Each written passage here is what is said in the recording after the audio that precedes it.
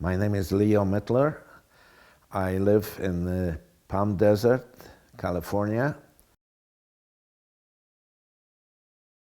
Well, I was 12 years old when the war broke out with Poland, and I was a child. I didn't take seriously about it, and I got aware when I got involved into it. We had to go to work for the police, German police, and clean bicycles and be locked up in a room for like 10 hours a day. Well, the Polish people in my part of town, they were more, I would say, civilized than some other Poles, which they did horrible to, and they were squealing on the Jews and showing the Germans who was Jewish or so on. But in our town, we didn't have so much problem with that. And all the Jewish people had to register in the German police department and report every day in the morning to go to work, whether you were a doctor or a lawyer or anything. Only the sick people and children didn't have to report, but everybody else had to report and be registered as a Jew.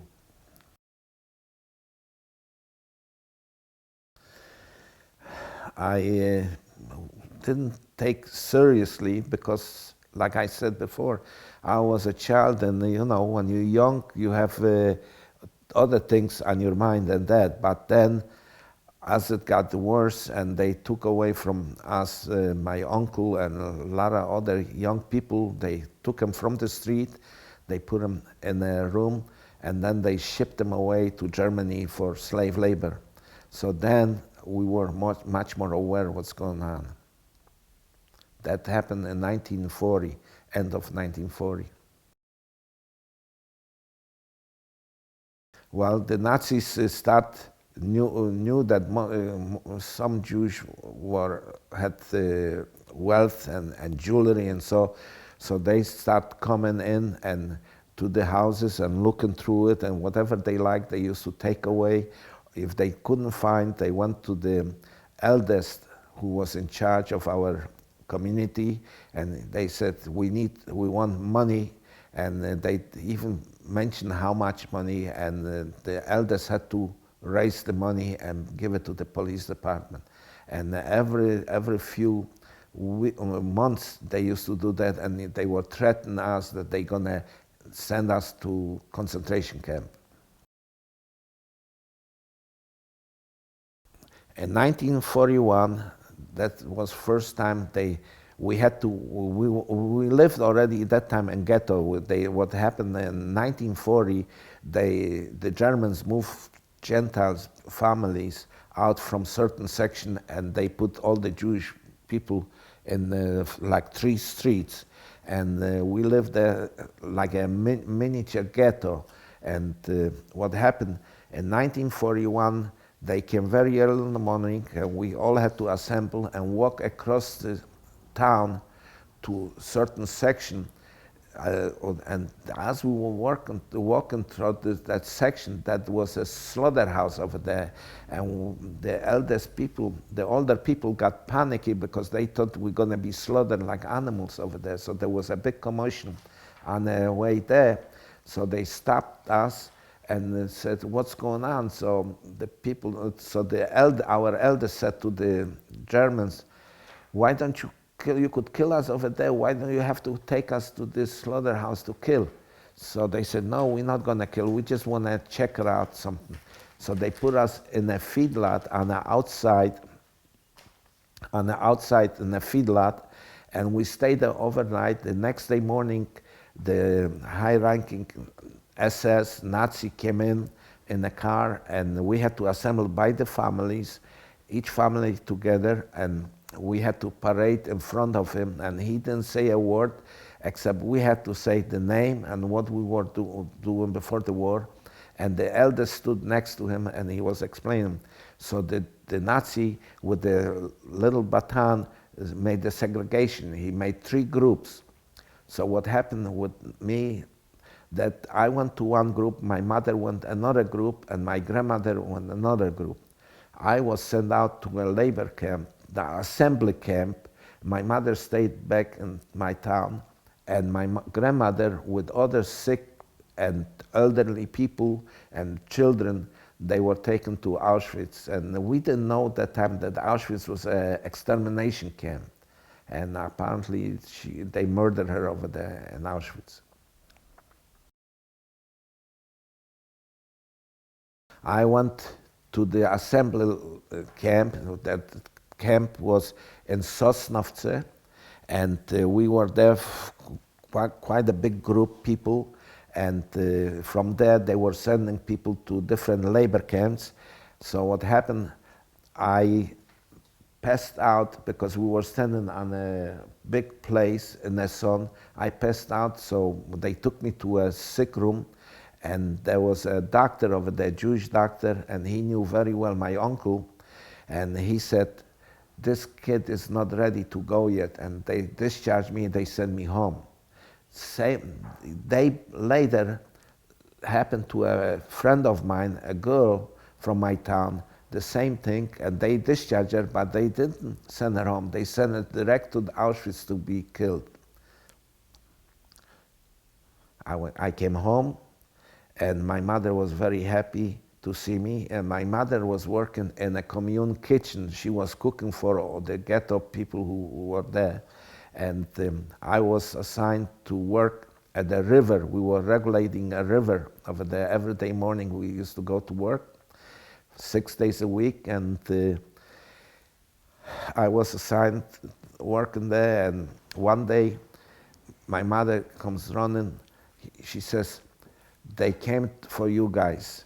And she packed my backpack and everything and was ready, that thought that they're gonna take us. We had to get outside again and everybody, but they didn't take me. They took my mother with some other ladies and some more kids who were still there, survived.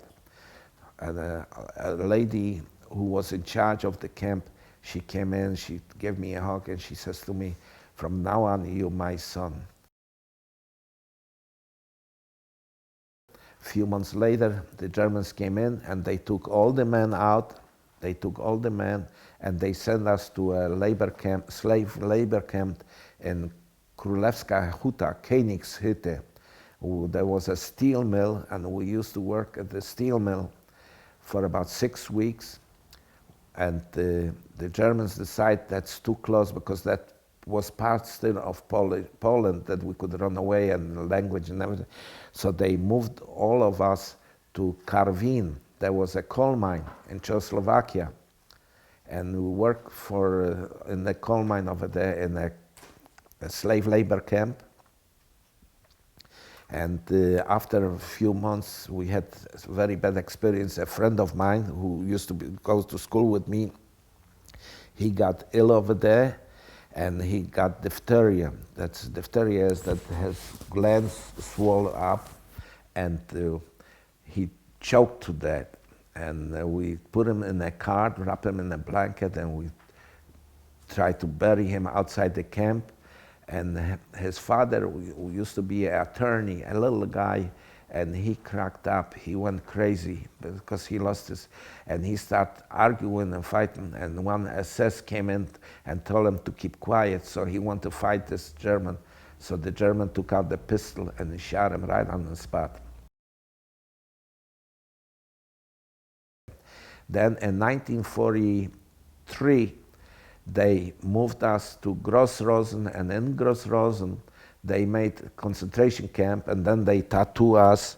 My name was 35230, and when they called this number, you better answer right away, otherwise you got beating if you didn't answer it. It burned, and I didn't realize I squeezed it so very faintly you could see it.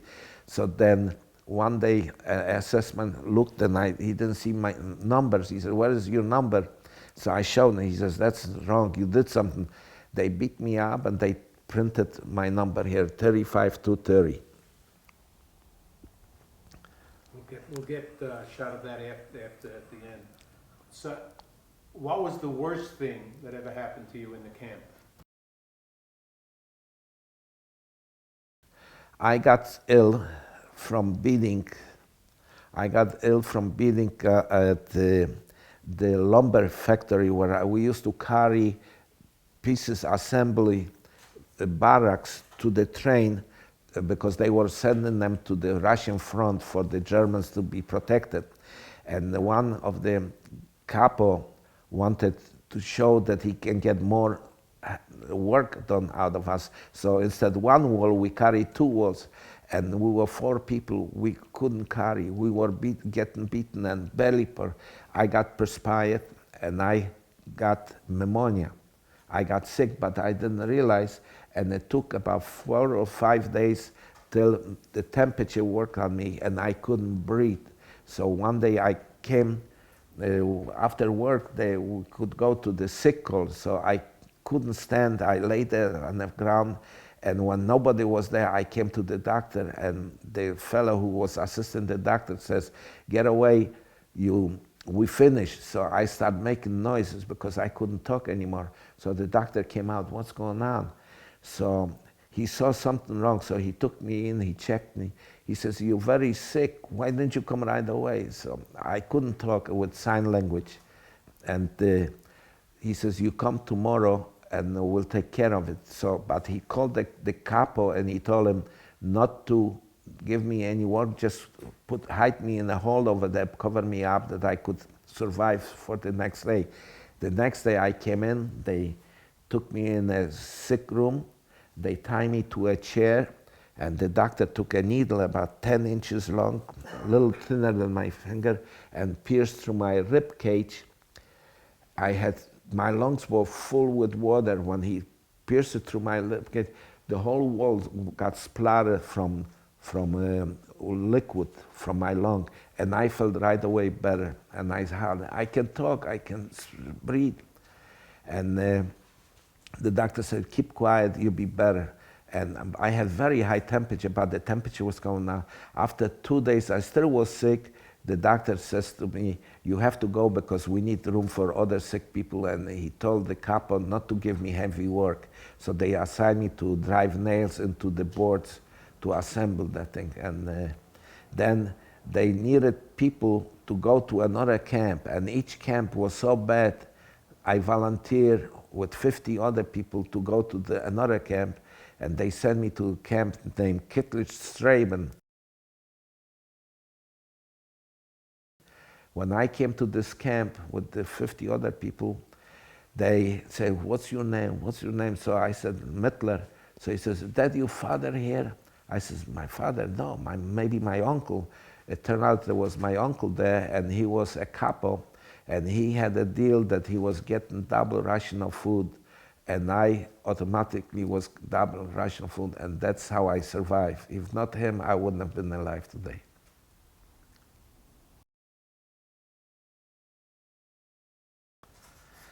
Well, it's a hard feel to say I don't feel good.